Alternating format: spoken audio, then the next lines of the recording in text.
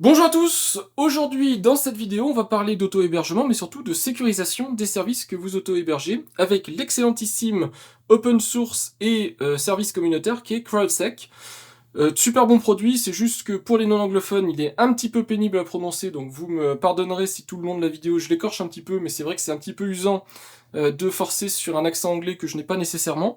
En tout cas, cet outil a l'excellent avantage d'identifier des comportements, on va dire agressifs envers vos services que vous hébergez chez vous, ou éventuellement que vous hébergez sur Internet, mais que vous gérez vous-même. Identifier donc ces comportements, identifier les adresses IP associées, et les bloquer pour vous, mais aussi les bloquer pour la communauté des utilisateurs de CrowdSec.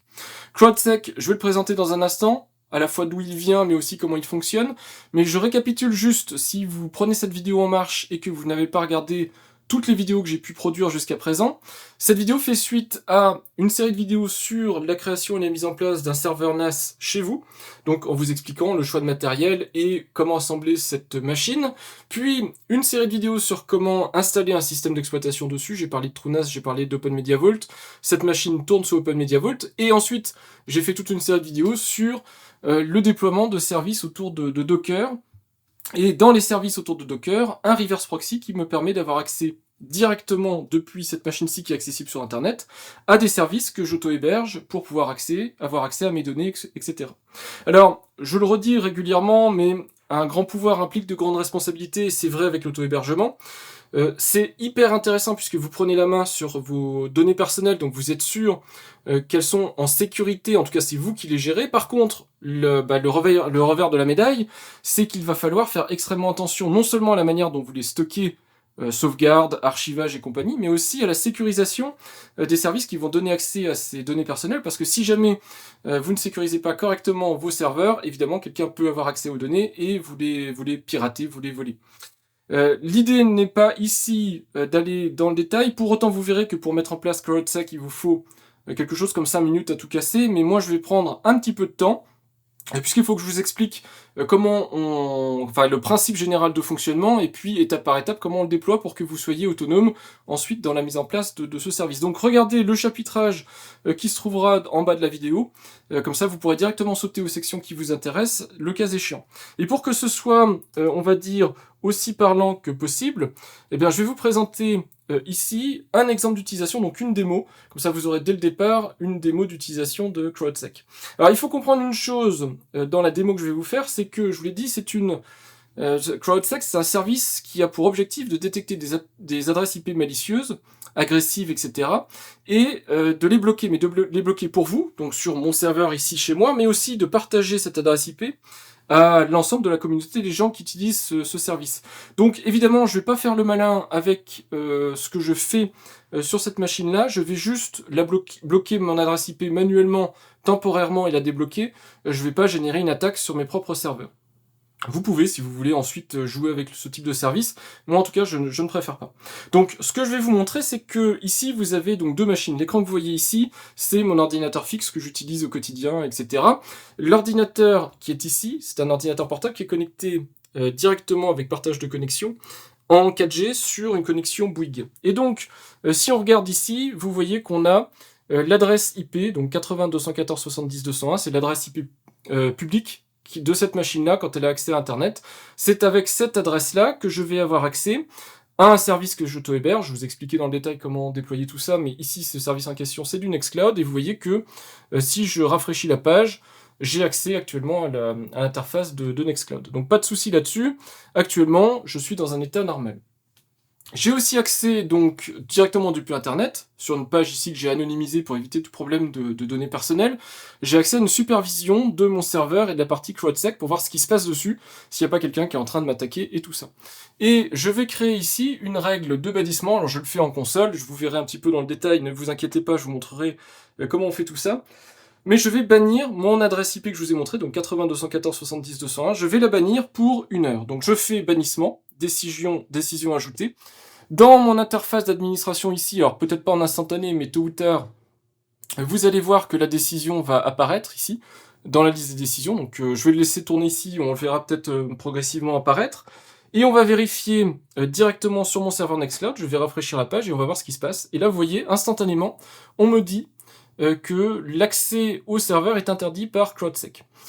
Du coup, CrowdSec, ce qui est intéressant comme concept par rapport à Fail2Ban que vous connaissez peut-être, c'est que ici, je vous ai fait évidemment un bannissement manuel d'une adresse IP, mais l'idée générale, c'est qu'il surveille des comportements. Il ne surveille pas juste un pattern que vous pouvez trouver dans un log de fichier, mais il surveille globalement un tas de vulnérabilités, un tas de comportements suspicieux qui peuvent amener, tôt ou tard, à lui faire prendre la décision de bannir comme ça l'adresse IP. Mais vous n'êtes pas obligé de bannir une adresse IP, ça se fait évidemment de manière automatique, hein, dès qu'une détection d'activité suspicieuse est faite. Vous n'êtes pas obligé donc de bannir directement, vous pouvez juste demander un CAPTCHA pour ralentir l'activité de l'utilisateur. Si c'est un utilisateur humain qui s'est juste en fait trompé 3-4 fois de suite de mot de passe et qui n'avait vraiment aucune mauvaise intention sur cette machine, il remplira le CAPTCHA et il pourra avoir accès au service. Si c'était un bot ou quelqu'un de mal intentionné qui avait pour intention d'accéder à votre service et de le faire tomber ou d'accéder à des données un petit peu confidentielles, et bien dans ce cas-là, lui aussi sera gêné et puis ça pourra amener à son bannissement complet. Donc là on voit la décision ici qui a été ajoutée, donc le temps que la page se rafraîchisse, donc on voit ici l'adresse est bannie. Je vais la débannir et ensuite je vais ajouter maintenant un CAPTCHA, juste pour remplacer en fait le comportement que je vous ai indiqué par quelque chose d'un peu moins violent. Donc ici, j'ai débanni l'adresse IP en question et on va mettre CAPTCHA au lieu de bannissement. Donc je fais ceci. De la même manière ici, on va voir tôt ou tard, ça va se rafraîchir ici.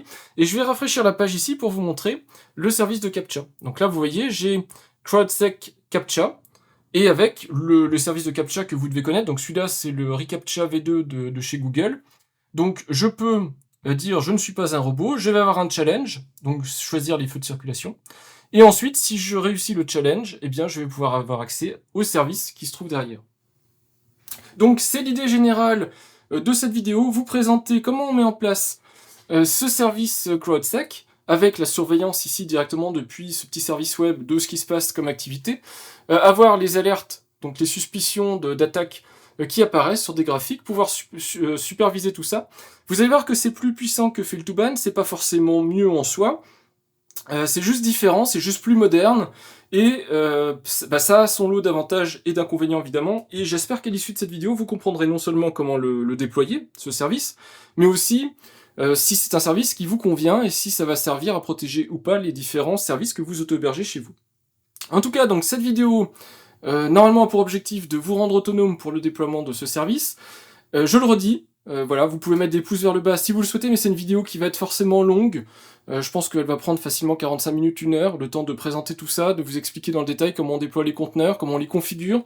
Et je le fais sur un reverse proxy Swag, donc c'est un reverse proxy à base de Nginx, serveur web Nginx, Swag que je vous ai présenté donc dans une série de vidéos. Donc normalement c'est une énième vidéo à rajouter sur la série de vidéos. Donc n'attaquez pas cette vidéo comme un point d'entrée, il faut évidemment avoir mis en place tout ce qu'il faut en amont pour ensuite pouvoir activer ce petit service CrowdSec. Maintenant on peut rentrer dans le vif du sujet et regarder donc comment on met en place ces services pour bloquer donc non seulement des attaques par brute force, mais aussi des attaques, je vous ai dit, si vous avez des vulnérabilités et autres sur les différents services que vous déployez pour très facilement se mettre beaucoup plus en sécurité que vous pourriez l'être si vous n'avez rien évidemment ou si vous avez un simple Fail2Ban. Pour la petite histoire et le contexte, CrowdSec c'est une startup française. Donc même si c'est un logiciel qui est édité en open source, alors sauf je crois la partie Web UI, c'est-à-dire interface graphique web, tout est en open source, mais ça reste quand même derrière une société qui édite un logiciel, et donc l'objectif de cette société c'est de faire des bénéfices. Donc il faudra comprendre ça et garder ça à l'esprit quand on abordera très rapidement, très succinctement la partie interface graphique et fonctionnalités avancées.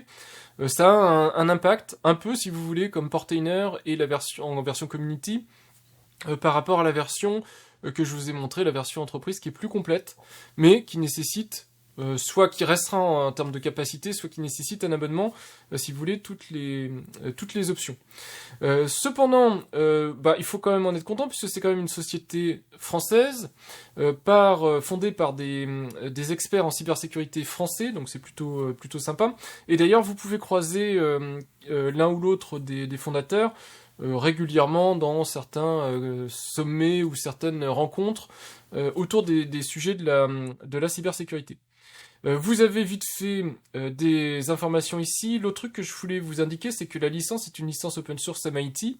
Le choix de la licence a été fait pour se protéger et pour protéger la startup, pour protéger donc CrowdSec et la startup, dans le cas d'un rachat par un grand groupe, de manière à ce que la communauté qui utilise ce type de logiciel puisse continuer à l'utiliser en le forquant, etc. Mais que ça ne mette pas en cause, ça ne remette pas en cause ou ça n'empêche pas la redistribution du logiciel. Voilà, donc comme ça vous avez à peu près tout. Toutes les informations nécessaires. Vous pouvez, si vous voulez, voir tout ce qui se trouve autour des levées de fonds et compagnie, mais il faut savoir que c'est aussi une chose qui est assez intéressante d'avoir une société qui est adossée à un open source. Ça permet, certes, d'avoir des options payantes, des choses comme ça, ce qui n'est pas forcément toujours du goût de tout le monde, mais ça permet aussi de lui donner une certaine viabilité, et c'est plutôt pas mal. Donc si vous voulez en savoir plus sur CrowdSec, vous avez le site officiel, CrowdSec. Vous pourrez y créer un compte si vous voulez derrière vous y connecter pour avoir votre console web pour pouvoir administrer votre plateforme facilement. C'est pas obligatoire, mais vous pouvez le faire. Et nous, donc, on va activer CrowdSec dans sa version, on va dire, prévue pour le reverse proxy Swag. Donc, je vous ai déjà parlé pas mal de fois, donc je pense que maintenant, vous êtes au goût du jour. C'est une intégration qui existe depuis un moment, je crois depuis début 2022. Il y a pas mal de sujets de blog qui ont été publiés, entre autres directement par le site Linux Server IO qui est à l'origine des images Swag et tout ça. Donc ça permet, en choisissant des images de chez Linux Server IO, ce qui est mon cas et ce que je vous montre souvent en vidéo, d'avoir des images qui sont extrêmement bien maintenues, documentées et bien conçues. Et c'est pour ça depuis le début que je vous mets en avant des solutions comme Swag, par rapport à d'autres solutions comme NPM, donc Nginx Proxy Manager, qui lui est plus limité à poser des problèmes de vulnérabilité et autres. Ça ne veut pas dire qu'il n'y en a pas dans Swag ou dans Nginx, mais qu'en tout cas c'est beaucoup mieux géré, beaucoup mieux remonté, beaucoup mieux traité. Donc vous avez tout un article ici, je vous le mettrai dans les liens, tout un article sur l'activation de CrowdSec dans Swag, mais quoi qu'il arrive, même si je me baserai là-dessus en fait pour vous montrer, on peut pas juste se cantonner à cet article et la documentation qui est directement sur le GitHub du Docker mode de Swag, parce que il y a des imprécisions dedans, donc je vais essayer de vous montrer comment moi je le configure avec l'état de l'art actuel de CrowdSec intégré dans Swag. Je rappelle juste, si vous n'êtes pas familiarisé avec ce que c'est que Swag, c'est une suite logicielle, on va dire, qui est basée sur le serveur web Nginx. C'est le principe un reverse proxy. Il est équipé de tout ce qu'il faut pour mettre en place un front-end, donc un serveur frontal web sécurisé et opérationnel qui est capable d'encaisser des charges et de protéger des intrusions, de protéger des attaques et des choses comme ça. Donc c'est un ensemble extrêmement intéressant, extrêmement cohérent et conçu donc par Linux Server IO, donc complètement en open source, avec un tas de fonctionnalités, d'options, et beaucoup de ces options, et je vous en ai déjà parlé puisque je vous en ai déjà montré dans des vidéos précédentes, sont des Docker modes. Donc si vous allez, alors tout en bas du fichier en fait de README, vous avez ici les Docker modes, donc ceux qui sont universels, donc pour toutes les images Docker, et ceux qui sont spécifiques Swag, et si vous cliquez dessus, vous allez avoir l'ensemble des extensions, quelque part, que vous pouvez activer pour Swag. Je vous ai déjà montré le dashboard, je vous ai montré plus ou moins, je crois, la partie DBIP et GeoIP, donc pour avoir un petit affichage, une petite géolocalisation des adresses IP et un affichage. Et donc nous, on va se focaliser sur CrowdSec, qui est donc l'activation de ce service directement dans le serveur Nginx intégré dans Swag. Il y a aussi un autre lien que je vous mettrai, mais à nouveau, l'exemple qui est donné n'est pas au goût du jour et n'est pas complet, donc je vais vous montrer exactement comment moi je le configure, mais vous avez directement sur le dépôt GitHub de CrowdSec, donc Crowd Security, vous avez des exemples de Docker Compose suivant ce que vous voulez faire. Vous pouvez le mettre sur NPM, sur Swag, je pense que vous pouvez le mettre sur du Traefik, des trucs comme ça, donc vous avez pas mal d'options pour le déployer, et donc ici, nous, ce qu'on va regarder, c'est comment on le déploie sur du Swag, donc vous avez aussi un exemple sur Swag. Mais je voulais m'appuyer là-dessus juste pour vous montrer comment fonctionne CrowdSec et comment il s'intègre en fait avec votre ensemble Swag. Donc Ici, vous êtes l'utilisateur qui va vouloir faire une requête web. Moi, je vous l'ai dit, vous faites du self-hosting, c'est-à-dire que vous hébergez vous-même vos services web. Donc, quelque part dans votre machine, ici c'est la machine, le host, vous avez des serveurs web qui tournent et qui hébergent des services. Je vous ai parlé de Nextcloud, de Jellyfin, de Duplicati, plein de services comme ça que vous voulez protéger. Le principe général de Swag, c'est d'être déployé en tant que conteneur Docker. Donc c'est pour ça qu'ici on a un petit logo Docker. On a les règles iptables de la machine. Les règles iptables, c'est ce qui fait faire suivre les requêtes. Donc il dit, quand on attaque tel IP, je fais suivre, je bloque et compagnie, avec plein de règles, avec le type de port, le type de trafic. Il faut savoir que dans un serveur Swag, configuré pour du Nginx et compagnie, vous avez du fail to ban. Fail to ban, si vous l'activez correctement, et ça je vous l'avais expliqué dans la partie Swag, puisqu'on vous explique dans la partie Swag comment activer du fail to ban. Si je vous montre comme ça vite fait, vous voyez qu'on vous dit ce serveur dispose de fail to ban et a la capacité de modifier les iptables. Fail to ban, donc c'est un service plus basique, beaucoup plus basique que CrowdSec, puisqu'il est aussi beaucoup plus ancien, qui servait à l'origine à bloquer toutes les attaques par déni de service, les attaques de masse, c'est-à-dire par brute force, on essaye par exemple de se connecter à un service Nextcloud en essayant nom d'utilisateur, mot de passe et en faisant toutes les variantes possibles. Eh bien, le principe de fail to ban, c'est de détecter par des patterns quelle est l'erreur qui a été détectée, par exemple user password invalid, de dire j'ai détecté qu'il y a un problème. S'il y en a par exemple 5 de la même IP dans la même minute, c'est qu'il y a quelqu'un qui est en train de m'attaquer. Je vais accéder aux règles iptables. Donc ici, comme on est dans un conteneur Docker, on passe par une couche d'autorisation qui est la capacité netadmin de Docker, et on vient modifier les règles iptables de la machine, et on bloque directement ici au niveau de la machine l'accès à cette adresse IP. Donc toute requête qui viendra de l'adresse IP sera bloquée. Ça, c'est le fail to ban qui est intégré dans Swag avec son serveur Nginx. Quand on parle de CrowdSec, on est sur un mode un petit peu différent, puisqu'on est sur un mode décisionnel. Par contre, on fonctionne sur le même principe, c'est-à-dire qu'on utilise les fichiers de log qui sortent du serveur Swag, mais qui sortent aussi d'autres services que vous pouvez superviser. CrowdSec va monitorer ces différents fichiers de log, et en fonction du type, on va dire, de comportement qu'a l'utilisateur, ça va remplir un godet, si vous voulez, et si le godet se remplit et déborde, dans ce cas-là, on va bloquer l'adresse IP. L'adresse IP est bloquée non pas au niveau logiciel bas niveau de la machine, mais bloquée par le service de blocage de CrowdSec, qui peut être ensuite avec lequel on peut interagir avec une console d'administration ou une console web. Et puis ensuite, donc, Nginx donnera accès ou pas aux différentes applications que vous hébergez via conteneur Docker ou via directement une autre machine de votre réseau, puisque c'est un proxy aussi, donc il peut renvoyer vers une autre machine de votre réseau. Donc j'espère que ce petit graphique est clair. En tout cas, moi j'ai essayé de vous le synthétiser pour que ce soit digeste. En général, donc pour pouvoir réagir aux différentes requêtes qui arrivent par un utilisateur, ici on a un bouncer, ce qu'on appelle un bouncer, un rebondisseur, je ne sais pas comment bien le traduire en français. C'est lui qui va aller demander à l'instance CrowdSec, est-ce que je laisse passer ou est-ce que je laisse pas passer? Parce que ce serveur a besoin de savoir quelle est l'activité qui a lieu sur le réseau, quel est le type de requête, vers quelle adresse, quelles sont les attaques qui sont réalisées. Donc pour ça, par exemple, est-ce que l'utilisateur essaie de modifier son user agent, des choses comme ça, et CrowdSec va prendre la décision. Donc pour ça, en fonction du type de service, nous on déploiera qu'un seul bouncer, qui est le bouncer Swag, mais vous pouvez en déployer un par service que vous voulez protéger. On envoie la demande à CrowdSec qui répond tu laisses passer ou tu refuses, avec des décisions. La décision, ça peut être de bannir l'adresse IP pendant combien de temps, mais ça peut être aussi de lui demander d'afficher un CAPTCHA.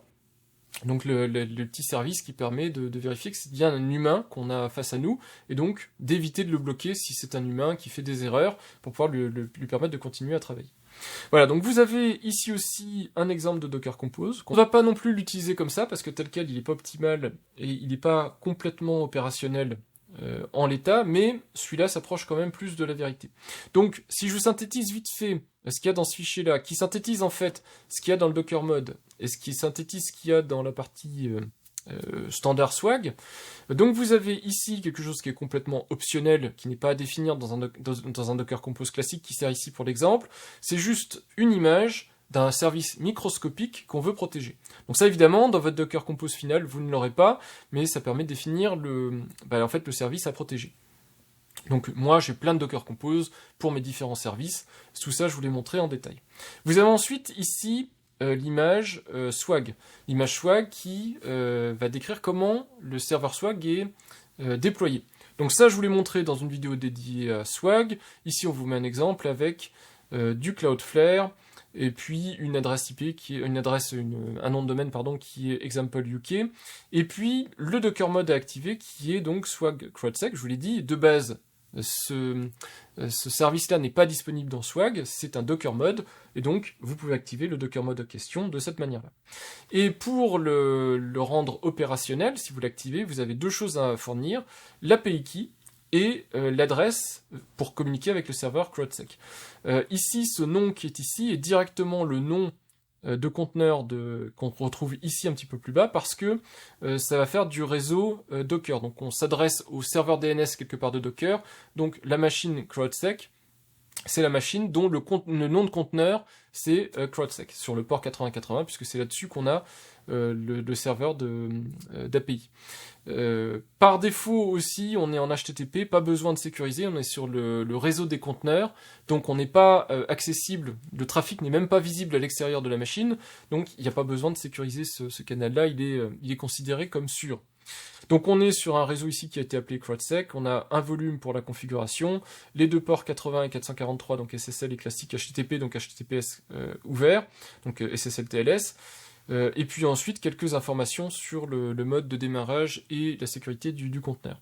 Et le deuxième conteneur à déployer, évidemment si vous n'avez pas d'autres services additionnels du genre Ocelia et compagnie pour la partie single sign-on et tout ça, c'est le conteneur CrowdSec qui vient directement de chez CrowdSecurity, donc le dépôt qu'on voyait tout à l'heure. Et lui, en fait, pour fonctionner, il va avoir besoin du groupe ID, qui est en fait le même que celui-là, hein, qui est un groupe ID on va dire root ou super utilisateur. La Bouncer Key Swag qui est en fait la même en fait que cette valeur-là. Donc il faudra partager la même valeur entre les deux conteneurs. Et puis vous avez ici les collections à définir, et les collections définissent quelque part les règles de sécurité que vous voulez appliquer sur votre instance CrowdSec, donc sur le conteneur ici. Donc comme on fait du Nginx, on va activer la partie Nginx, et puis les CVE, donc les violations de sécurité au niveau HTTP, et puis les whitelist good actors pour être sûr qu'on ne va pas bannir des serveurs avec lesquels on devrait pouvoir interagir. Ensuite, on a des possibilités de volume de montage. En particulier, on peut monter la partie data, on peut monter aussi la partie configuration, et ici, l'autre volume qui est important, c'est de monter la partie serveur web, log du serveur web Nginx, puisque je vous l'ai dit, l'objectif, ça va être de surveiller les logs du serveur Nginx pour identifier des comportements qui mèneront à une décision de bannissement, décision de capture. Voilà, le reste, c'est toujours de la configuration de réseau et de sécurité. Voilà, donc normalement, avec ça, vous avez vu comment tout ça joue ensemble théoriquement. Maintenant, on va le faire pour de vrai, donc sur une installation, une vraie installation que j'ai chez moi, qui est mon installation de test. On va le faire basique, donc simple, et je vous montrerai ensuite sur mon installation de production les petites étapes supplémentaires, juste pour vous montrer les capacités que je vous ai montrées en début de vidéo. Donc on se retrouve sur mon installation de test. Alors ne faites pas attention aux informations confidentielles qu'il pourrait y avoir ici. Tout va être supprimé en fait à l'issue de cette vidéo. Hein. Il y a pas de... Normalement, en tout cas, sauf si je me rate, il n'y a pas d'informations confidentielles dans mon environnement de test. Donc normalement ici, si je teste cette adresse-là, donc j'ai un service Nextcloud hébergé chez moi, donc avec un nom de domaine DuckDNS. Donc je peux me connecter dessus si nécessaire. Au passage, c'est un serveur Nextcloud 28, donc la toute dernière version Nextcloud Hub 28. Que mon serveur de test, donc il n'est pas parfaitement configuré, mais quand même vous voyez qu'il n'y a pas trop d'avertissement de sécurité. Il est derrière un reverse proxy Swag, et il a Ocelia pour la partie OpenID Connect et tout ça. Donc le service est fonctionnel, et tout ça est rendu par cette stack que je vous ai déjà présenté plusieurs fois, stack qui a le serveur Swag et la partie Ocelia, et on va rajouter donc ce qu'il faut pour faire donc dans un premier temps du CrowdSec, et dans un deuxième temps, activer le Docker mode CrowdSec. Donc pour ça, c'est pas très compliqué. Donc première étape, on va définir le service, et donc ce qui va mener au conteneur CrowdSec nécessaire, parce qu'il faut un conteneur CrowdSec pour pouvoir prendre les décisions. C'est avec lui qu'on va interagir pour décider est-ce qu'on doit bloquer, est-ce qu'on ne doit pas bloquer, tout ça. Ici, je vous ai mis donc normalement ce qu'il faudrait configurer pour ce type de serveur. On va le faire beaucoup plus light. Je ne vais pas activer la partie Nextcloud et la partie Aucelia. Je vous montrerai en vrai sur mon installation de production. Enfin, je vous expliquerai vite fait que c'est activé sur mon installation de production. Mais c'est juste pour vous montrer ce que vous devriez faire. Donc, ce qui va être très important ici, ça va être de définir, donc je vous l'ai dit, la bonne sœur qui swag. Et puis des collections. Donc par défaut, on prend ces deux-là, qui sont des must-have, on va dire. Comme on est sur un serveur swag, évidemment, on prend la partie Nginx. Et puis je vous l'ai dit, sur cette installation de test, j'ai du Nextcloud et de l'Aucelia. Donc on a, pareil, Nextcloud et Aucelia qui sont disponibles. Ces types de collections, si on prend par exemple Crowd Security Nextcloud, donc ici on est sur le hub du site CrowdSec, et vous voyez qu'on a des informations sur Nextcloud par exemple. Donc on vous explique comment activer l'acquisition, donc je vous montrerai vite fait le fichier un exemple de fichier d'acquisition, donc comment le configurer, avec les labels et les noms de fichiers qu'il faut définir. Mais pour avoir accès à ce nom de fichier ici, il faut forcément que dans l'image Docker, vous fassiez suivre le fichier de log du service que vous surveillez, donc ici Nextcloud. C'est pour ça que ici on a des montages qu'on va avoir besoin de définir en fait, donc en dessous ici par exemple pour Nextcloud, pour dire à quel endroit dans le conteneur, ici on est dans le conteneur en lecture seule, donc read only, à quel endroit physiquement sur la machine on peut aller trouver le vrai fichier de log de Nextcloud qui vient d'un autre conteneur en fait. Donc je vais adapter mes montages parce qu'évidemment ici je suis sur de l'environnement de test, donc j'ai pas exactement le même chemin que sur mon environnement de production. Et les deux chemins que je vous présente ici, c'est la partie configuration et la partie stockage des données de CrowdSec, donc qui n'a pas directement de lien avec directement les services additionnels, mais qui permet juste à CrowdSec de stocker ses configs et ses données. Donc ça, ce sont les deux premiers volumes qu'il faudra définir, donc ils sont en lecture-écriture. C'est obligatoire parce que sinon... Alors vous pouvez évidemment n'avoir qu'un seul dossier si nécessaire, mais c'est plus propre d'avoir comme ça cette hiérarchie de deux dossiers. Et en dessous, donc ici, sont définis les chemins vers mes applicatifs. Donc on va mettre du swag config log nginx, et puis on va mettre de l'Aucelia et du Nextcloud, et puis j'ai pas de jellyfin sur cette machine-là, donc je vais pas le mettre. Je vais pas tout configurer, hein, je vous le redis, parce que sinon on va y passer des heures. Je vous montre juste comment on fait. Pour vérifier ici toutes ces données-là, je vais me connecter en SSH sur la machine pour vérifier que tout va bien, mais plutôt que faire du brut SSH et des choses pas forcément super pratiques à utiliser, je vais utiliser mon VS Code. Ça c'est pareil, je vous en ai fait une vidéo pour vous expliquer dans le détail comment faire de la connexion à distance directement avec VS Code. Donc je suis connecté ici sur la machine, donc la même machine qui est là, l'équivalent en fait du SSH, mais avec VS Code, donc pour avoir quelque chose de plus pratique. Et on voit que dans mes AppData, ici c'est la partie AppData, j'ai bien ma partie Swag, Nextcloud, Aucelia, mais j'ai pas évidemment pour le moment de répertoire CrowdSec qui est créé. Ça va se créer tout automatiquement quand je vais déployer quelque part les conteneurs. On va juste vérifier donc que je ne me suis pas trompé dans les chemins, juste pour vous montrer un exemple. Donc ici, on est dans Home Docker AppData. Ce que vous voyez ici qui est AppData, c'est Home Docker AppData. Donc si je vais dans Swag, ici config, donc Swag config, log nginx, on voit ici que normalement on a bien l'access log, l'error log de nginx. Pareil, si je vais dans AppData Aucelia, ici config, je devrais avoir un Aucelia log, j'en ai pas ici puisque pour le moment il ne log pas, puisque j'ai pas fait de connexion avec Aucelia pour le moment, mais normalement c'est là où il devrait être logué.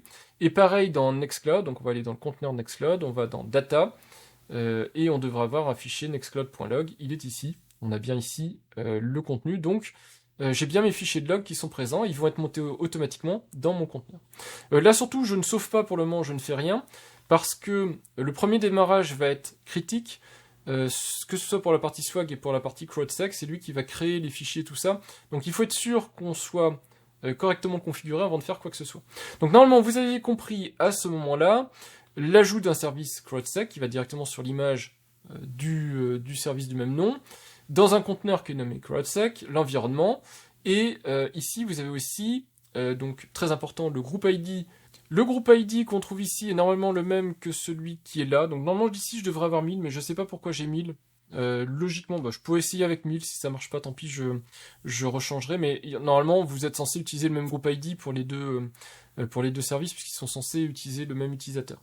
Donc la bonne sœur key, on va la définir dans un instant. Vous avez compris, les collections, vous allez sur le hub si vous voulez spécifier des collections, mais il faudra choisir des collections qui correspondent au service que vous voulez surveiller. Donc pour activer un service comme Nginx, il faudra lier les logs correspondants, donc Nextcloud, les logs Nextcloud, Ocelia, les logs Ocelia, et vous verrez qu'il faudra aussi le fichier d'acquisition, de configuration, pour l'expliquer quoi faire de ces fichiers en question. Donc il y aura 3 choses en fait à faire, collection, le volume, et ensuite le fichier d'acquisition. Donc là on est quasiment bon, il reste la partie réseau à configurer. Donc je rajoute dans la section Network de mon Docker Compose un réseau, CrowdSec, qui va me permettre de relier les deux conteneurs, et que je nomme CrowdSec. Et ici, donc, j'avais directement mis Network CrowdSec directement dans mon conteneur. Donc ça veut dire que quand il va être créé, le conteneur, il va rejoindre le réseau, non pas le réseau par défaut, mais un réseau qui porte le même nom que le service et que le conteneur. Pour Swag, je vais faire pareil. Donc Swag, déjà, je vais lui rajouter le réseau. Et je vais aussi lui rajouter des variables d'environnement. En fait, tous s'activent avec des variables d'environnement. Donc, il y a une variable d'environnement Swag qui s'appelle Docker Mode, qui permet d'activer des Docker Modes. Je vous l'ai déjà montré avec dashboard et tout ça. Donc, ici, sur cet environnement-là, je le déploie pas. Donc, je déploie pas dashboard, je déploie pas DBIP. Vous mettez une barre verticale pour séparer vos Docker Modes. On va activer que Swag CrowdSec, donc le nom du Docker Mode que je vous ai montré. Ici, je vais commenter. De toute façon, on ne l'activera pas. Je vous montrerai sur mon serveur de production, mais de toute façon, je ne vais pas vous expliquer dans le détail comment activer la partie reCAPTCHA de Google, mais sachez que vous pouvez le faire si vous voulez. De la même manière, on peut désactiver si on le souhaite. Une fois que CrowdSec est opérationnel, on peut désactiver Fail to Ban, mais par défaut, il reste activé, et je pense qu'il n'y a pas de souci particulier à le désactiver, même si ça fait double emploi. Normalement, en tout cas, c'est censé faire double emploi. A priori, vous pouvez le laisser. Et la dernière chose, il va falloir générer ici une API key, sécurisée si possible, pour partager en fait un secret entre la partie Swag et la partie CrowdSec. Donc là, vous faites un truc un petit peu sécurisé, donc pas du tout ce que je fais ici, mais il faut absolument que cette clé qui est là soit la même que cette clé qui est là. Voilà, donc là, normalement, on est plus ou moins bon. Je pense que j'ai configuré tout ce qu'il faut. J'ai bien rajouté le réseau ici, donc normalement les deux machines vont pouvoir se parler. A priori, donc, tout ce qui devait être fait est fait, donc je vais pouvoir déployer tout ça. Donc pour déployer, évidemment, je suis avec Portainer, donc j'ai juste à faire update. Je fais un pull quelque part et un up. Donc ça va télécharger les images et ça va me créer ici les conteneurs qui correspondent. Alors, soit ça va me les remettre à jour, soit ça va me les recréer. Donc normalement on devrait voir un nouveau conteneur qui va rejoindre la liste de tous ces conteneurs, qui est donc lié au niveau service CrowdSec que j'ai créé. Voilà, les services, donc les conteneurs démarrent, donc Ocelia était déjà démarré. On va juste vérifier déjà que Swag n'a pas de souci particulier.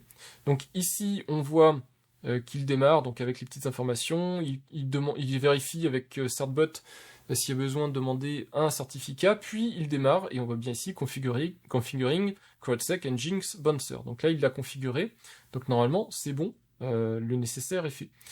Ici, il me met juste une information comme quoi il n'y a pas de reCAPTCHA, on ne l'a pas activé, donc c'est normal, il n'y a pas de souci, puisque c'est pas quelque chose qu'on a demandé, donc c'est pas un log grave. Dans la partie maintenant CrowdSec, ici, on va aller regarder les logs. Logiquement, on ne devrait pas avoir de gros problèmes, si ce n'est qu'en lui-même, il n'est pas vraiment activé. Donc on voit ici qu'il va chercher le fichier d'acquisition, etc CrowdSec acquisition.yaml, et il a trouvé par chance, on va dire, les fichiers Nginx, mais par contre, il y a d'autres erreurs ici, parce que c'est un fichier d'exemple, un fichier par défaut qui a été créé automatiquement, donc forcément, tout n'est pas en place. Donc ça, c'est les fichiers d'acquisition, les scénarios sont au-dessus avec les buckets, donc c'est ça qui va faire que si jamais il y a des règles qui sont rencontrées, alors je peux vous montrer par exemple des règles, que vous ayez un bon aperçu de comment ça fonctionne, ou en tout cas que vous essayiez un petit peu de comprendre le principe général. Donc par exemple sur la partie Nextcloud, vous avez ici View on GitHub, vous cliquez et vous avez la partie définition de ces règles côté Crowd Security. Donc on voit ici la protection de Nextcloud, et on voit que c'est une protection par log et par waitlist, et on voit ici de quoi ça protège. Donc ça protège de la brute force, ça protège une application Linux, et ça protège Nextcloud. Donc quand on voit ici parseur et scénario, bah, ça emmène directement dans l'arborescence à gauche du dépôt hub. Donc si ici on va dans parseur et qu'on va chercher donc la partie Nextcloud log de Crowd Security, donc on l'a ici, Nextcloud logs. Donc ça c'est le fichier description et puis ici on a le fichier d'exécution. Donc je vais pas aller dans le détail, mais juste pour vous montrer, on a login failed avec Nextcloud user, donc une variable, et l'adresse IP. Donc vous comprenez bien que c'est un des patterns qui va être surveillé. Et si on voit avec cette capture-là l'adresse IP qui fait trop de tentatives de login failed, on fait monter petit à petit le bucket, donc le seau, si vous voulez, la traduction littérale. Ça le remplit, et quand ça déborde, pour du fail to ban, en fait, il n'y a pas de notion de bucket, mais c'est un décompte. C'est 5, par exemple, login failed. Pour du crowd security, c'est un peu plus intelligent, comme c'est différentes attaques qui peuvent être identifiées en même temps par la même adresse IP. Du coup, vous voyez que ça vient alimenter le même bucket, mais au final, le principe est le même. Imaginez que la personne distante ne fait que des login failed, c'est la seule activité qu'elle a. Ça fait monter petit à petit le bucket, et quand le bucket est plein, eh bien on sait qu'on doit bloquer cette source IP qui a été capturée. Donc c'est le principe avec cette extraction. Et si je reviens donc à la définition qui était tout à l'heure, vous avez le scénario Nextcloud BF que vous pouvez trouver lui aussi dans les parties scénario. Hein. Comme vous avez parseur, vous avez scénario. Vous allez donc scénario, vous visitez Crowd Security. Et vous avez donc à nouveau Nextcloud BF MD, donc la définition, et YAML pour dire quoi faire. Et donc là, le scénario, c'est qu'est-ce qui doit se passer une fois que l'attaque a été identifiée. Donc ici, par exemple, c'est une détection brute force, BF, et donc on va dire, bah dans ce cas-là, trou noir pendant 5 minutes, et remediation, donc qu'est-ce qu'on doit faire pour revenir à un état de confiance où on peut laisser à nouveau l'adresse IP passer. Il y a d'autres scénarios, vous voyez ici, il y a plusieurs types de scénarios qui sont identifiés. Ces scénarios vont déclencher des bans, des captchas, des choses comme ça, en fonction du type d'activité qui vont être identifiées.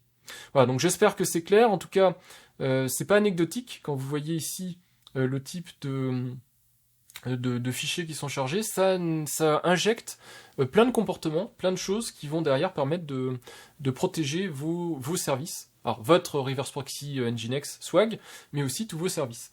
Donc on revient maintenant dans la partie VS Code qui me permet à distance donc de voir les fichiers qui sont présents sur la machine de test. Et vous voyez qu'un nouveau répertoire CrowdSec est arrivé.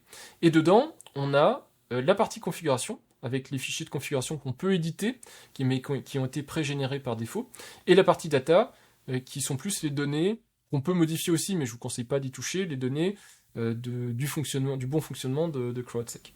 Donc là, la chose qu'on va aller modifier ici, on pourrait modifier d'autres choses, mais la chose importante à les modifier, c'est le fichier d'acquisition, donc acquise.yaml. Et vous voyez ici, ces fichiers que vous voyez là, c'est ce qui apparaissait en erreur tout à l'heure. C'est ce qu'il a lu ici, ce qu'il a essayé d'exécuter. Donc on voit ici qu'il a mis les deux fichiers access error log de Nginx et par chance c'était bien configuré, mais le reste était mal configuré et donc il faut le reconfigurer. Donc ici il avait un fichier test qui n'existe pas, test Nginx et Nginx log, donc ça n'existe pas, donc on peut l'enlever. Le label permet de décrire le format du fichier, donc on dit c'est un fichier dont le format est Nginx.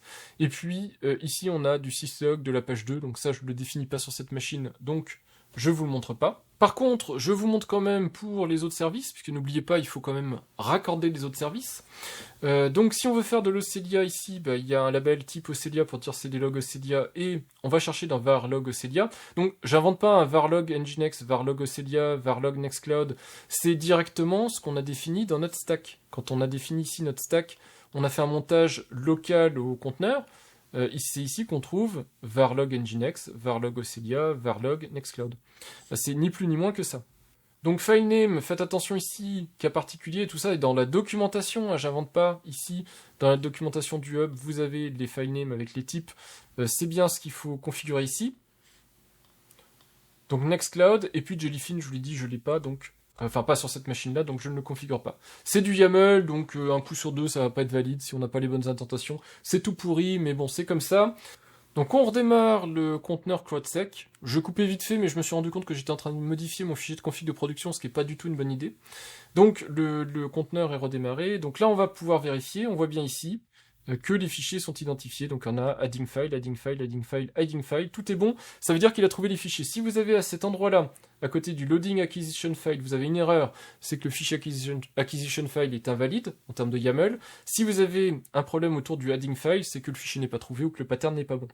Vous avez vu dans la ligne Jellyfin, vous pouvez aussi avoir des patterns en étoile pour aller chercher tous les fichiers d'un certain format, ce qui vous permet de tous les parser.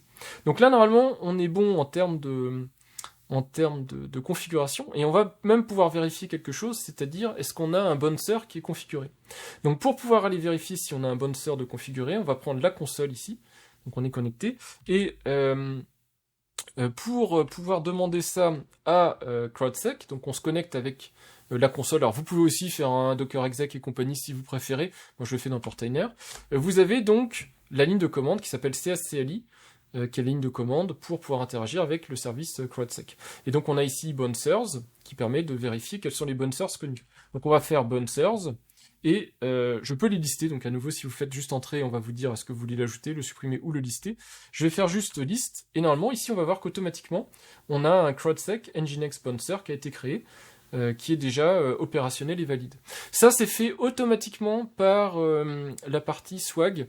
La partie swag, avec les variables d'environnement qu'on a positionnées, etc., fait le nécessaire pour créer automatiquement le bouncer. Si jamais vous êtes dans une situation où vous avez lancé la création de votre conteneur, conteneur swag un peu trop vite, et vous voulez changer cette API key, etc., il faudra supprimer le bouncer. Du coup, il verra qu'il n'y a pas de bouncer créé, il le recréera automatiquement lors du prochain déploiement de votre conteneur swag. Donc tout ça, il le fait automatiquement, c'est un petit peu magique, et c'est pour ça qu'il ne faut pas suivre les documentations officielles qui présentent encore les étapes de création manuelle du bouncer et tout ça, il n'y en a absolument pas besoin, ça se fait vraiment de manière très très simple. Donc là, normalement, on est prêt. On a un bouncer qui est opérationnel, on a des fichiers de log qui sont opérationnels. On pourrait commencer à tester, donc aller sur le service Nextcloud qui est ici, et puis commencer à faire des bêtises en mettant plusieurs fois le mauvais mot de passe et compagnie. Le problème, c'est que si je fais ça, il faut comprendre ça avec la mécanique générale de CrowdSec, c'est que je risque de me faire bannir mon adresse IP, non pas seulement chez moi, mais il va aussi remonter l'adresse IP comme adresse IP d'attaquant, en fait, et la communauté CrowdSec risque de me bloquer mon adresse IP. Donc c'est pas du tout ce que je veux, donc moi ce que je vais bloquer manuellement mon adresse IP temporairement, et je vais juste vérifier que c'est fonctionnel. Donc pour faire ça, je vais bloquer mon adresse IP. Alors mon adresse IP, je vais pas vous la montrer, mais vous avez juste à faire ça, CSCLI Decisions. On ajoute une décision sur une adresse IP. On peut faire autre chose que des adresses IP, mais ici on va faire en adresse IP. En type, on va mettre ban, on pourrait faire captcha, mais ici on va faire ban, et durée, on va la mettre 1 heure. Voilà, donc j'ai ajouté la décision, on va vérifier si la décision est appliquée, et on voit que c'est le cas. CrowdSec Access Forbidden, you are unable to visit the website. Alors évidemment, ça vous pouvez le personnaliser si vous voulez pas soit annoncer le type de service que vous utilisez pour bloquer la page, soit si vous voulez mettre un petit truc rigolo, etc., vous pouvez personnaliser, tout ça se personnalise de manière très simple, c'est des fiches HTML, mais moi je vous montre juste la version de base, et ici donc on est sur du bannissement, donc c'est un access forbidden qui va être présenté. Si on avait du captcha, ici c'est là où on avait la petite page avec le captcha. Donc on voit que c'est opérationnel, et on voit que ça fonctionne déjà, et ça je vous conseille de le tester, voire de le tester de temps en temps pour vérifier que votre intégration fonctionne bien entre votre reverse proxy et CrowdSec, parce qu'évidemment, si l'API ne passe pas ou s'il y a des problèmes de communication, du coup votre reverse proxy ne prendra pas les décisions, ne bloquera pas, et vous penserez être sécurisé alors que vous ne l'êtes pas. Donc ici on a vu comment mettre en place tout ça. Il nous reste une dernière chose, c'est qu'on va aller sur le site officiel CrowdSec et on va enregistrer ce conteneur en fait CrowdSec qui est là. On va l'enregistrer de manière à pouvoir l'opérer directement depuis Internet avec une petite console web. Comme ça, vous verrez vite fait que c'est super intéressant. Donc on se rend sur crowdsec.net, c'est la page web de la startup française que je vous ai présentée. Donc ici, on n'est plus sur du community, ici on est, vous voyez, Start for Free et tout ça, on est sur des offres qui sont gratuites en version community, donc de base, mais assez rapidement, vous allez voir qu'il faut payer. Donc évidemment, j'imagine que personne qui regarde cette vidéo va commencer à payer les quelques 2000 et quelques dollars nécessaires pour bénéficier de versions évoluées. Et donc vous allez voir qu'on va être limité en termes de possibilités, mais quand même on a un ensemble de services qui sont suffisants. Moi je trouve qu'il y a 2-3 trucs, c'est quand même dommage que ce soit pas présent sur la version community, c'est quand même des trucs de base, mais bon, vous allez voir qu'on peut quand même faire beaucoup de choses, et que de toute façon tout ça est offert gratuitement, donc au final, entre rien et avoir tout ça extrêmement pointu en termes de sécurité, c'est quand même déjà vraiment bien. Donc vous loguez, évidemment vous créez un compte, si vous n'avez pas de compte, moi j'ai déjà un compte, donc si vous n'avez pas de compte, vous faites sign up pour un enregistrement, moi je vais faire login. Donc dans mon cas de figure, étant donné que j'ai pas envie de déconfigurer mon environnement de production, étant donné que j'ai pas envie de mettre par mégarde des informations confidentielles à disposition, j'ai activé, donc ça s'active ici dans les account settings, vous avez la possibilité, et j'ai trouvé ça génial, d'activer un mode de protection des données personnelles. Donc quand vous vous connectez, tout est remplacé. Donc vous voyez ici, on a l'impression que je suis sur un compte de démo, mais non, c'est mon vrai compte. C'est juste que toutes mes informations, ici c'est mon serveur Nginx et compagnie, toutes mes informations personnelles, le nom de mon security engine, mon adresse IP, vous voyez ici, elle est cachée. Mon adresse mail est cachée, tout est caché. Mais je suis sur un vrai compte en community. Ici, c'est mon système de production, et donc ce qu'on va faire, c'est qu'on va ajouter ici un nouveau Security Engine. Donc pour ajouter un nouveau Security Engine, vous faites Add Security Engine, et donc vous voyez ici, on vous dit, pour ajouter un nouveau Security Engine, vous faites sudo, donc sudo c'est l'élévation de privilèges, mais il n'y en a pas besoin quand on est directement en ligne de commande Docker, puisqu'on est directement en route. Donc cscli, console enroll, et ici on a la clé, alors ici c'est une clé qui est fausse, évidemment. Donc je vais repasser en mode non anonymisé, et puis je vais saisir cette ligne de commande, et je vous montrerai ensuite qu'on a accès à ce conteneur, donc ce Security Engine, directement dans l'application web. Donc on retourne dans le conteneur CrowdSec, on fait console, donc à nouveau vous faites comme vous voulez, mais moi je fais comme ça. Donc je vais coller ici la ligne de commande que je vous ai montrée sans le sudo, parce qu'il n'y en a pas besoin. Par contre je la cache, parce que dedans il y a un secret qui est lié à mon compte. Donc on voit que c'est bon. Donc quand vous retournez dans la partie Security Engine, donc j'ai zoomé pour cacher quelques informations, mais vous voyez ici qu'on a une enroll request, vous faites accept, et vous voyez que c'est ajouté à la liste de vos serveurs. Alors à nouveau j'ai réanonymisé, comme ça il n'y a pas de souci. Donc j'ai ici deux Security Engine. Il y en a un ici, on voit que c'est une version, le serveur de test, puisque j'ai pas d'alerte, rien n'est configuré. Et ici, c'est mon serveur de production avec quelques alertes de temps en temps quand il y a besoin. Donc, ensuite, on peut se connecter dessus, et là vous allez voir qu'on a quand même des choses qui sont intéressantes. Donc on a les scénarios qui sont chargés, donc c'est les scénarios qu'on voyait tout à l'heure dans les logs en fait. Mais sauf que là, on les a sous forme de quelque chose qui est plus visuel, donc on voit ici les CVE, on peut avoir s'il y a des alertes, on voit si les alertes ont été levées, et puis on peut aller voir directement sur le hub pour avoir plus d'informations sur chaque entrée. Donc on a ce genre d'informations qui est disponible ici. On a les blocklists. Les blocklists, alors vous avez des plans à souscrire, etc. si vous voulez avoir des choses intéressantes. Surtout, en fait, celles qui sont en haut ici, c'est les plus intéressantes, puisque c'est celles qui vont vraiment vous protéger, mais elles sont payantes. Mais vous avez quand même pas mal de blocklists, dont par exemple les blocklists Tor. Donc ça, c'est tous les points d'accès connus des exit nodes Tor. Donc pour vous protéger, si des gens depuis Tor essayent d'attaquer vos serveurs, vous pouvez vous les ajouter, comme ça vous savez que directement ils vont être bloqués. Et vous avez des botnets, des choses comme ça qui sont bloquées. Donc très, très facile à activer, vous faites subscribe, ça s'ajoute, alors je crois que vous êtes limité à 3, quand vous êtes en, oui c'est marqué ici, 3, mais si vous êtes en plan payant, évidemment vous pourrez aller plus loin, mais bon là il faut être dans l'entreprise parce que sinon ça coûte trop cher. Concernant les décisions, vous voyez s'il y a des décisions qui sont en cours. Donc tout à l'heure, quand j'ai bloqué mon adresse IP, on aurait eu ici une décision, et on pourrait, et c'est là où je trouve que c'est limité, ajouter ou supprimer une décision, mais on ne peut pas sur la version community. Honnêtement, quitte à dire, vous pouvez prendre peut-être une décision par minute, quelque chose comme ça, en limitant, mais quand vous voyez quelqu'un qui vous attaque et que vous avez accès très rapidement comme ça à une interface web, mais que vous ne pouvez pas le bloquer facilement, que vous êtes obligé d'attendre que les alertes soient levées, bon c'est un petit peu dommage. Maintenant, il faut bien comprendre que de manière générale, tout se fait de manière automatisée. Si on s'attend à ce que vous soyez devant votre écran à ajouter une décision, je pense que vous vous en sortirez pas. Donc comme c'est censé être automatisé, c'est un petit peu compréhensible. C'est juste dommage que pour la démo, je puisse pas vous ajouter une décision directement là. Donc on peut ajouter des décisions de cette manière-ci.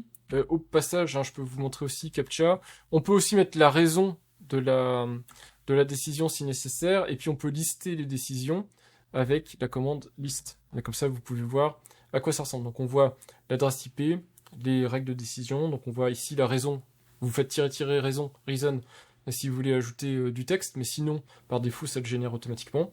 Donc les actions et les événements, et puis pendant combien de temps la décision est en place. Et donc normalement ensuite quand vous allez dans la console ici de CrowdSec, vous avez les décisions qui sont en place.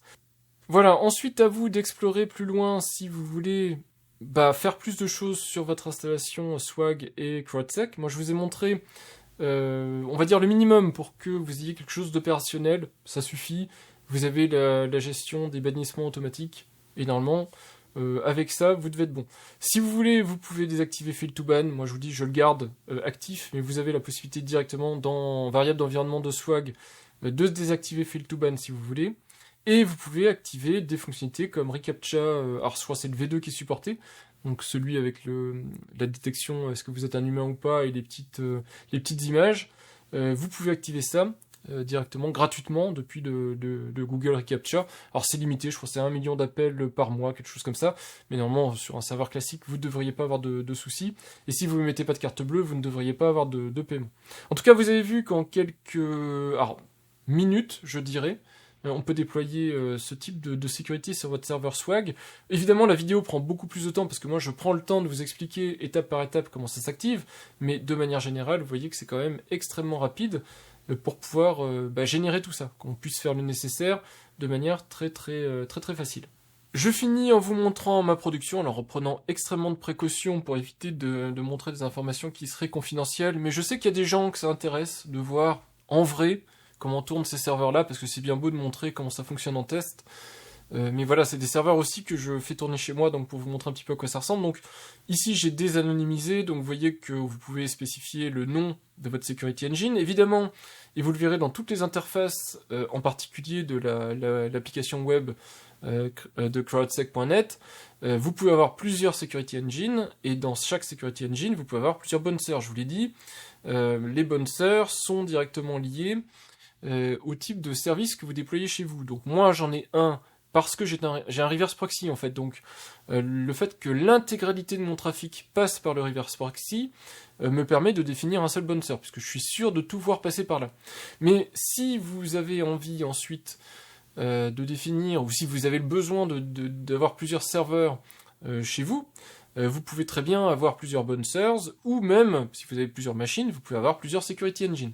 C'est vous qui voyez comment vous pouvez déployer tout ça. Vous pouvez avoir une seule instance CrowdSec chez vous, et chaque service déployé par exemple sur des machines différentes, ou des dockers différents, définit chacune un bouncer qui va vers l'instance CrowdSec que vous avez déployée.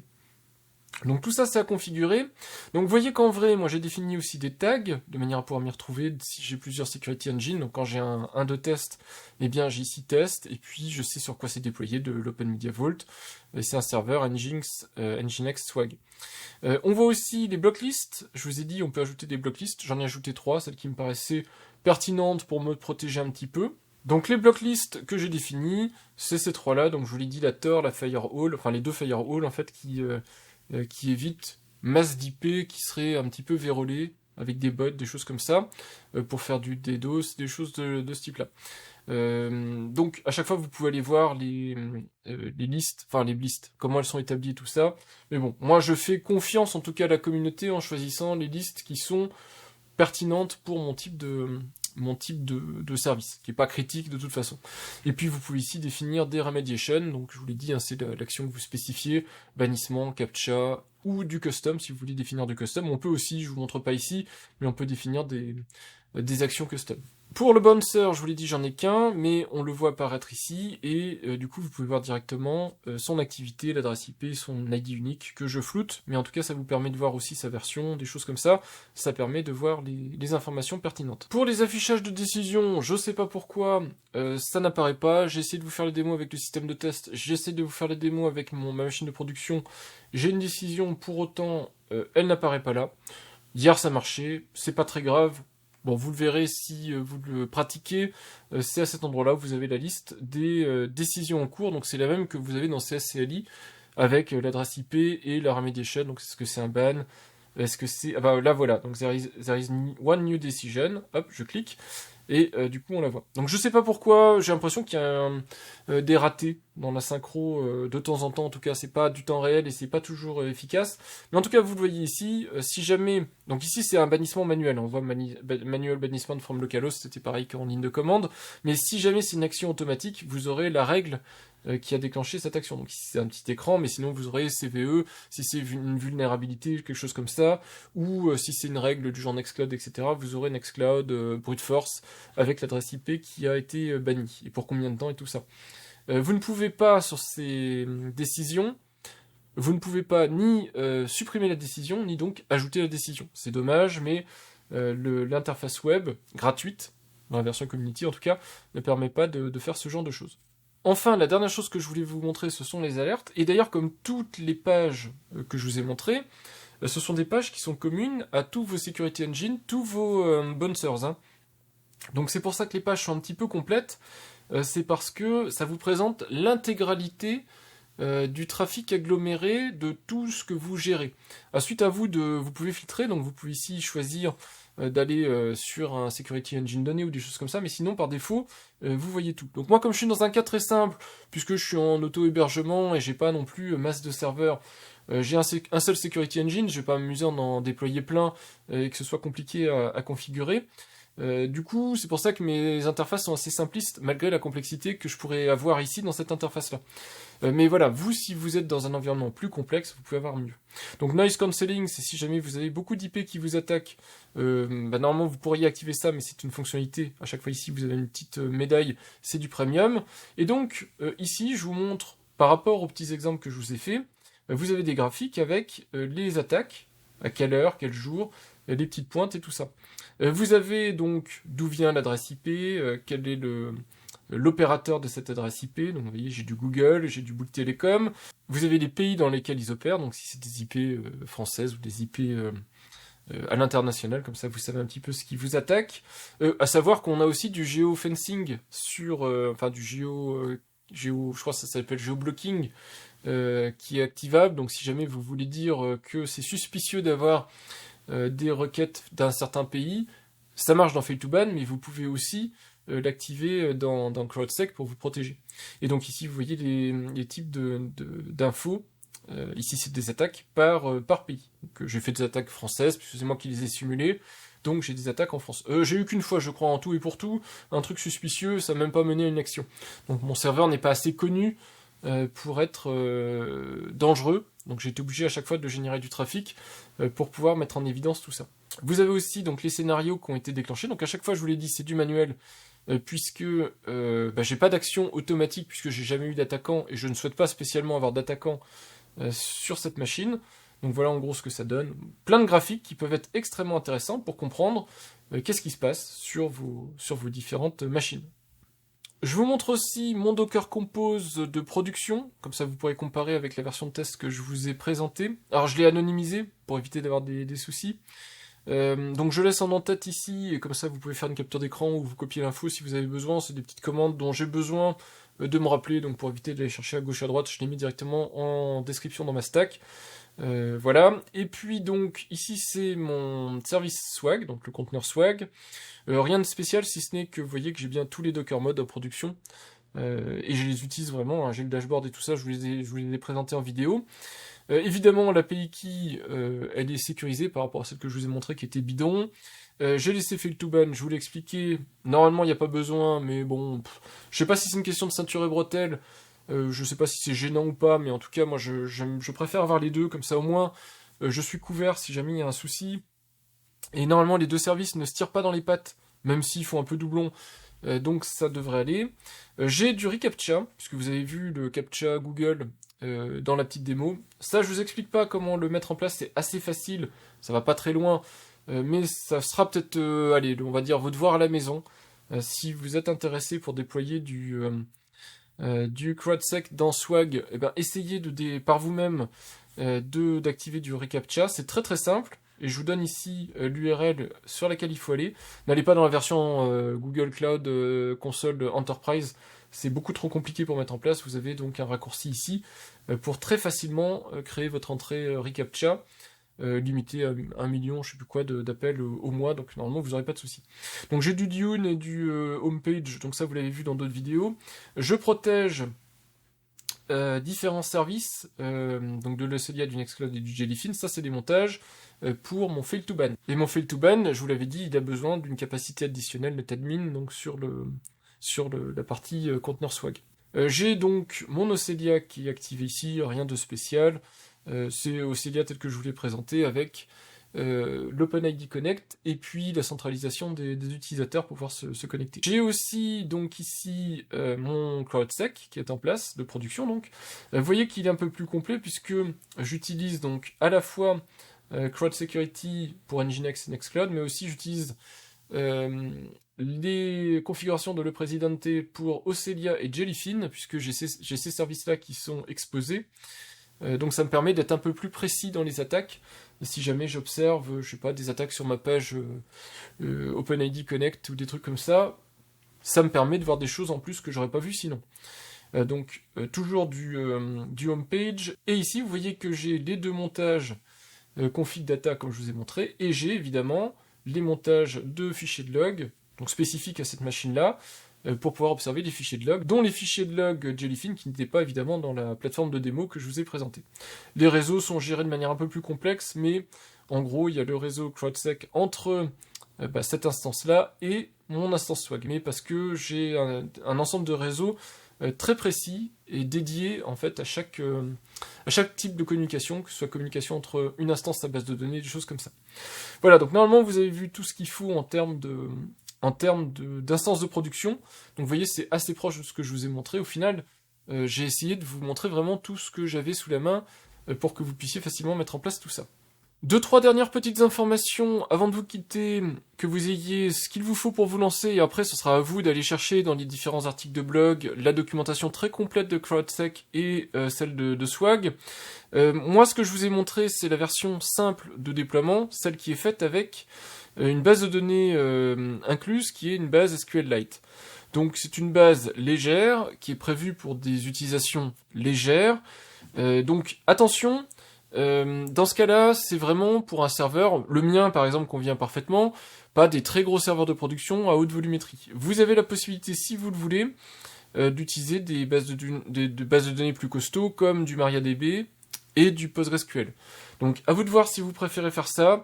Il y a des choses qui sont supportées, des choses qui ne sont pas supportées en fonction de ce que vous choisissez comme base de données. Donc à vous de mettre en face de vos besoins ce qu'il faut. J'ai juste repéré un truc qui ne va pas dans le déploiement standard de Swag. J'ai ouvert une issue dans le projet de Docker Mode pour CrowdSec. Ils verront si c'est approprié ou pas. Mais il faut rajouter useWall ici, à true, quand on est dans une base de données SQLite. Si vous ne le faites pas, vous allez avoir des warnings parce que il y a certains fichiers ou certaines collections en tout cas qui ne vont pas être contentes de ne pas avoir cette capacité-là sur la base de données. Donc c'est à vous de faire le nécessaire. Ce fichier de config, donc qui se trouve directement dans le répertoire config du volume du conteneur que vous avez créé. Et dedans, il y a un tas de choses qui sont assez intéressantes. C'est à cet endroit-là que vous pouvez modifier vos fichiers HTML, par exemple, pour les cas où vous voulez afficher une erreur ou afficher un CAPTCHA. C'est aussi à cet endroit-là que vous avez des choses assez intéressantes sur vos fichiers de parseur, vos fichiers de notification. Voilà, dans config, vous avez pas mal de choses à regarder, mais moi je vous ai pointé les deux trucs qui sont intéressants. L'autre chose qu'il faut absolument que je vous parle dans cette vidéo, sinon je m'en voudrais après de ne pas l'avoir fait, c'est comment vérifier que CrowdSec fonctionne. C'est un peu compliqué, je vous l'ai dit, si vous testez avec des vrais IP, vos IP à vous, et que vous attaquez vos services, peut-être vous allez pouvoir mettre en évidence que ça fonctionne, mais vous allez aussi vous faire bannir votre IP, donc c'est pas idéal. Mais il y a quand même dans CSCLI, une commande qui est intéressante qui s'appelle CSCLI Metrics. Donc vous faites ça, donc je reviens tout en haut pour vous montrer. Ici vous avez des métriques sur tout ce que fait votre système CrowdSec, cette instance-là en tout cas. Vous pouvez voir les fichiers qui sont actuellement identifiés, donc là vous avez la liste de tous les fichiers ouverts et parsés. Et vous avez ici le nombre de lignes lues, le nombre de lignes parsées, le nombre de lignes non parsées, et le nombre de lignes qui a été versé dans un bucket. Donc ici, par exemple, Jellyfin, on voit qu'il n'a pas du tout parsé de ligne et que ça ne l'a pas intéressé pour un bucket. Donc, Peut-être, très probablement, c'est parce que il n'y a pas d'entrée de log pertinente, du genre l'utilisateur a mis un mauvais mot de passe, etc. Mais vous pouvez essayer de saisir un mauvais mot de passe, vérifier que vous avez bien lines parsed 1, et puis ici versé dans un bucket, vous pouvez vérifier que vous avez également 1. Vous voyez que malgré tout ça fonctionne. Alors ici sur Nextcloud c'est pareil, j'ai pas eu d'activité suspicieuse je pense dernièrement, mais sur Access Logs et Error Logs de Nginx, il y a bien ici des lignes qui sont parsées. J'ai toujours pas de fichier OCI dialog, donc il va falloir que je vérifie comment ça se fait que j'ai toujours pas ce fichier OCI dialog, puisque je l'ai indiqué. Donc vous voyez ici, c'est déjà une première étape de vérifier que les fichiers de log que vous avez indiqués sont présents et sont parsés. Vous avez les métriques de bucket, donc là vous avez vos buckets et est-ce qu'ils ont été activés ou pas. Donc ici, il y en a que 2 pour le moment qui ont été activés. Les métriques de parseurs, donc vous avez l'ensemble des parseurs et est-ce qu'ils fonctionnent, est-ce qu'ils fonctionnent pas. Donc on voit s'ils arrivent à lire des lignes et s'ils en font quelque chose ou s'il n'y a rien à faire. Votre local API, donc l'API que vous voyez dans les variables d'environnement. Donc ça c'est des API de CrowdSec, vous voyez si elles sont appelées à combien de fois et donc s'il y a des erreurs ou pas. Pareil sur les métriques API Machines. Donc ici, le bouncer, donc vous voyez s'il y a un bouncer ou plusieurs bouncers en place et qu'est-ce qu'il fait. Les réponses qui sont des réponses de décision pour le bouncer, donc est-ce qu'il est répondu, est-ce qu'il y a des problèmes de non-réponse. Vous avez en dessous les décisions. Donc à partir de toutes les décisions qui peuvent être prises, vous voyez s'il y a des décisions qui sont prises ou non. Et en dessous, enfin, les alertes. Et comme ça, vous pouvez avoir la liste de toutes les alertes avec leur décompte et vérifier ce qui s'est passé dernièrement sur votre machine. Voilà, donc c'est vraiment, CSCLI, c'est évidemment un pilier dans l'utilisation de CrowdSec. Et encore plus la partie metrics, puisque c'est là où vous allez pouvoir vérifier que tout fonctionne. Alors, il y a un frontal web alternatif à celui qui est officiel, que vous pouvez auto-héberger tout ça, mais j'en parle pas plus dans le détail parce que c'est du code qui est pas bien maintenu, c'est du code qui est pas hyper sécurisé. Donc moi j'ai pas envie de vous inciter à déployer ce type de solution, mais si vous voulez, vous pouvez aussi vous héberger un petit frontal léger pour du CrowdSec. En tout cas voilà, avec ça normalement vous avez le complément nécessaire pour essayer de bien faire les choses. Voilà en ce qui concerne ma présentation de CrowdSec. J'espère que pour vous, c'est relativement clair et simple. Simple, pas dans le sens, voilà, vous avez tout compris et c'est sûr, vous allez pouvoir le déployer, c'est facile. Simple dans le sens, c'est accessible et vous avez les données que vous avez besoin, enfin en tout cas les documentations et les ressources dont vous avez besoin pour pouvoir derrière déployer ce service si vous le souhaitez le déployer, ou en tout cas comprendre à quoi il sert, si vous voulez peut-être le déployer et que ça vous a pas convaincu ou que vous trouvez ça trop compliqué par rapport aux besoins que vous avez, parce que ça peut être le cas. Peut-être vous n'avez pas besoin de mettre en place ce type de service si vous avez un petit serveur confidentiel auquel 2-3 personnes de confiance ont accès et pas spécialement exposé sur internet. À vous de voir ensuite en fonction de votre aversion au risque et évidemment de ce que vous stockez dans vos serveurs. Si vous avez comme moi vos données personnelles et tout ça et que vous les exposez sur internet pour pouvoir y avoir un accès facile, je ne peux que vous conseiller ce type d'approche où vous sécurisez, peut-être trop, peu importe, mais vous sécurisez les accès à vos services et au moins vous êtes un peu plus en confiance. Ça n'empêche pas qu'il faut être extrêmement prudent et continuer à regarder régulièrement s'il y a des vulnérabilités connues sur les services que vous déployez, etc. Remettre à niveau vos conteneurs, vos serveurs pour rester en sécurité. C'est l'inconvénient quand on auto-héberge et quand on déploie ses propres services, c'est qu'il faut être très attentif à ce qui se passe autour de vous. On n'est plus il y a 10 ou 20 ans où les attaques c'était quelques petits rigolos qui jouaient avec des attaques en brute force de mots de passe et puis voilà, ça se déjouait assez facilement. On est sur des attaques beaucoup plus automatisées, beaucoup plus sérieuses et donc si vous avez un service compromis, très rapidement il peut être mis en difficulté. C'est pour ça que je vous ai conseillé un reverse proxy de qualité sur lequel on peut ajouter des piles comme CrowdSec qui devraient vous mettre très facilement en sécurité ou en tout cas élever relativement sérieusement le niveau de sécurité pour derrière pouvoir être un petit peu plus tranquille et faire un petit peu confiance à ce qu'on a soi-même déployé pour se rendre service. Ça peut être, je vous l'ai montré du Nextcloud, mais après ça vous pouvez héberger vos services de gestion de trousseaux de mots de passe, de photos personnelles, etc., etc. Donc des trucs qui peuvent être beaucoup plus à risque que le simple petit service Nextcloud que je vous avais montré. Voilà en ce qui concerne cette vidéo, j'espère qu'elle vous sera utile, j'espère que vous pourrez vous-même vous lancer dans ce type de déploiement, et je vous dis à bientôt pour de prochaines vidéos sur l'auto-hébergement, sur les reverse proxy, mais aussi plus généralement sur l'informatique, la domotique, des sujets que j'ai à cœur et que j'aborde régulièrement en vidéo. Merci et à bientôt!